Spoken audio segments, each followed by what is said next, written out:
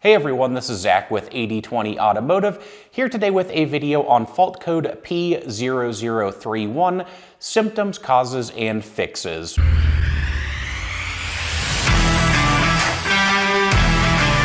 Diagnostic trouble code P0031 indicates heater control circuit low, bank 1, sensor 1. Now to break this code down very briefly here, bank 1 refers to the side of the engine that contains cylinder number 1, and sensor 1 refers to the upstream oxygen sensor, so this is going to be the O2 sensor before the catalytic converter, and not the O2 sensor that would be found after the catalytic converter, so that will help you locate and know exactly which O2 sensor is having issues. And then when this fault code is referencing the heater circuit, that is found inside of the oxygen sensor and is responsible for rapidly heating up the O2 sensor, which improves emissions and fuel economy. So basically this code indicates that that bank 1, sensor 1 oxygen sensor is having an issue with the heater circuit. Diving straight into some of the most common symptoms associated with fault code P0031. If this fault code is triggered, you will likely notice the check engine light, potentially poor fuel economy, rough idle on a cold start, and if you recently had your vehicle emissions tested, you likely failed that test. So those will be a few of the most common signs and symptoms there. However, it is important to note you could run into fault code P0031 and actually have none of these symptoms outside of that check engine light. So it's very possible the vehicle still feels normal, everything is operating smoothly and driving as usual. So what are some of the most common causes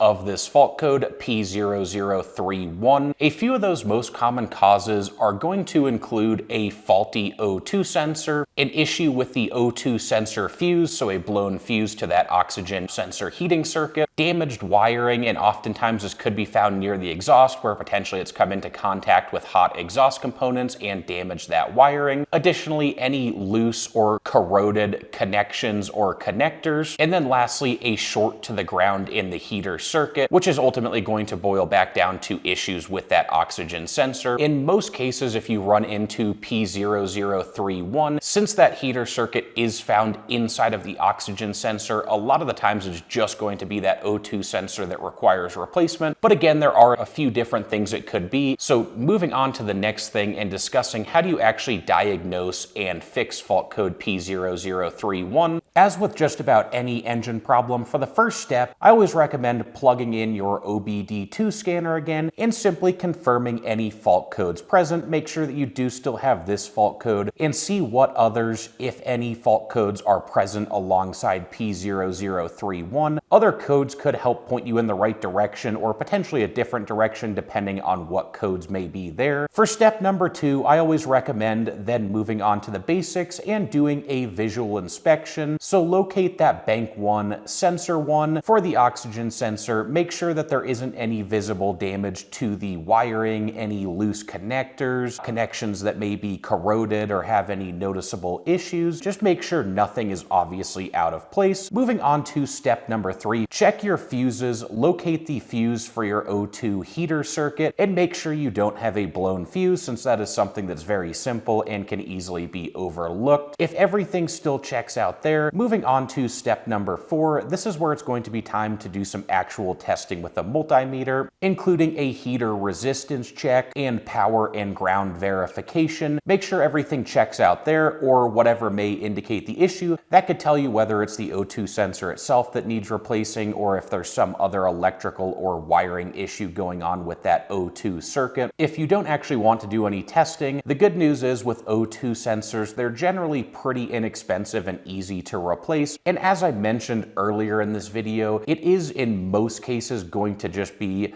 the O2 sensor, and replacing that should get rid of this fault code and get you up and running again without any issues. So it might make sense to just blindly replace that O2 sensor, hoping that is the issue. And again, I usually wouldn't recommend that for something that would be an expensive component, but for something like an O2 sensor that's generally about $40 to $100 and relatively easy to replace, it can be worth it to just go ahead and replace the O2 sensor rather than waiting around and doing these diagnostics. Anyway, guys, that wraps up our video for today. If you appreciated the content, please hit that like button, subscribe to the channel, and stay tuned for more in the future. Thanks, everyone.